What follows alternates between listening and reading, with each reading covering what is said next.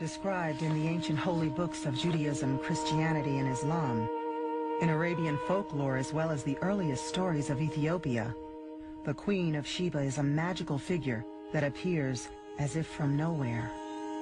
But what is the truth behind this remarkable queen and the kingdom she ruled?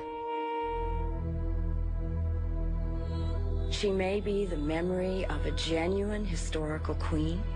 She might be a composite memory of several different female figures who ruled the lands of the sands in ancient times. Scholars can't quite pin her down, and this is probably something that adds to her legendary status. The search to discover more about this mythical queen and her long-vanished kingdom begins in the desert of southern Yemen, notorious for its banditry. The expedition's patron is 76-year-old Marilyn Phillips Hodgson, whose archaeological team has come to the ruined city of Bema'rb, once the capital of a mighty trading empire. The Arabs called it Saba. The Jews called it Sheba. Close by the city, hidden beneath thousands of tons of desert sand, lie the remains of Bema'rb's greatest shrine, the Mahram Bylqis, the Temple of Sheba. Marilyn's reason for coming here dates back half a century. In 1952, her brother Wendell led a team of American archaeologists to Yemen and took along a camera crew to film the expedition. A larger-than-life adventurer who helped inspire the character of Indiana Jones, Wendell set to work excavating the site, employing 160 Bedouin laborers to help uncover an immense structure undisturbed for more than 1,000 years. Slowly, a grand courtyard emerged, and with it, evidence of a forgotten empire, the Sabaeans. Inscriptions suggested that the temple and the images within it were dedicated to a fertility god, Al-Makka. Since traditional Arabic folklore often associated Sheba with an ancient fertility cult, the findings reinforce the team's belief that evidence for her really might be found here. Then, cruel fate intervened. The hostility of local warlords reached a crescendo. Following death threats, Phillips made the agonizing decision to pull himself and his team out of the Yemen. Wendell Phillips would never return to Yemen. Struck down by a series of strokes, he was nursed through the last few years of his life by his sister Marilyn. In the decades that followed, Yemen closed itself to the outside world. The desert reclaimed the temple. We never talked about me doing it. He was coming out. You know, he was going to do it. So when he got a second heart attack and suddenly, you know, it was over, there wasn't even any thought about it. You know, it had to be. Like her brother before her, Marilyn is convinced that evidence for the Queen of Sheba will be discovered here in the Mahram Bylqis.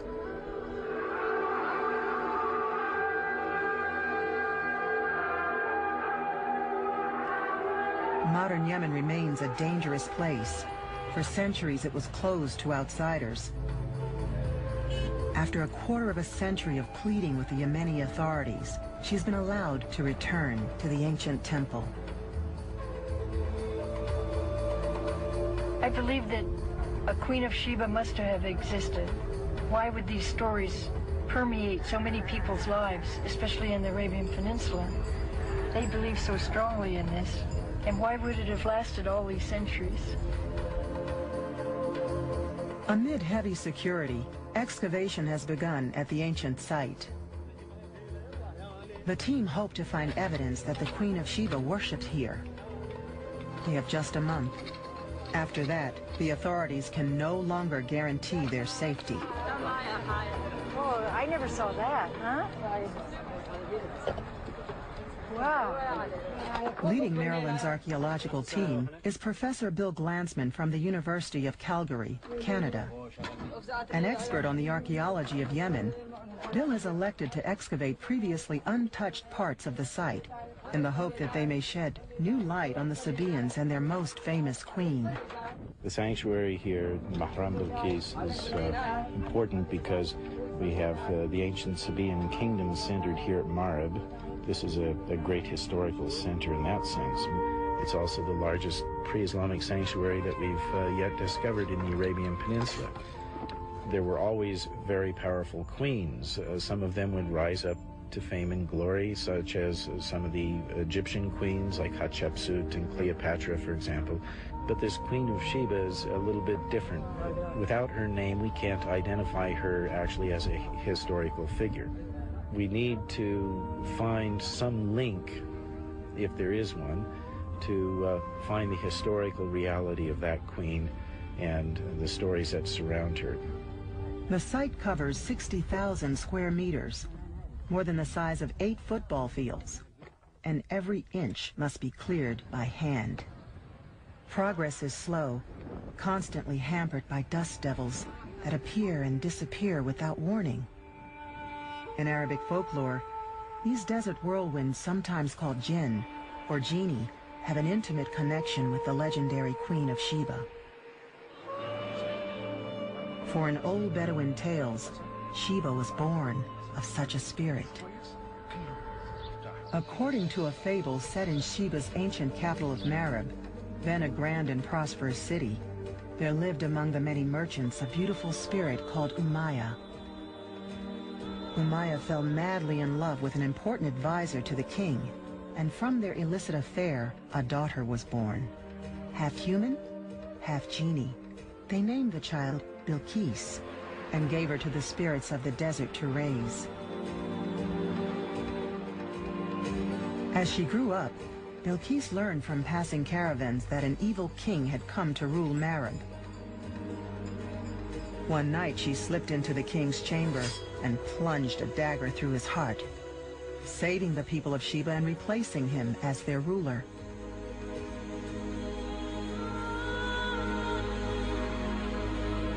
Two weeks into the dig, and Marilyn's hopes are raised of finding a link between the site and the legend of the Queen of Sheba.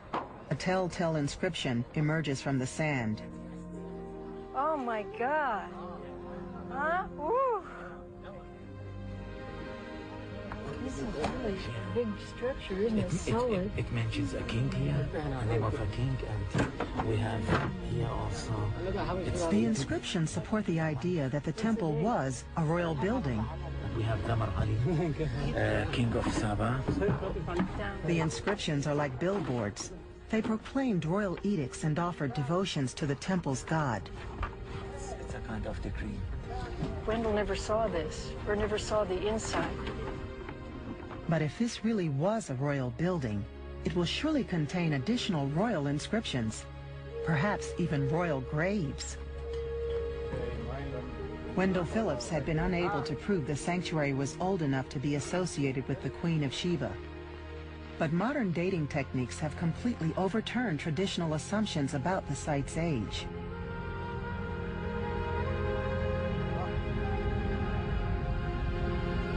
We do know that the sanctuary goes back at least as early as the time of King Solomon, around 950 to 900 BC.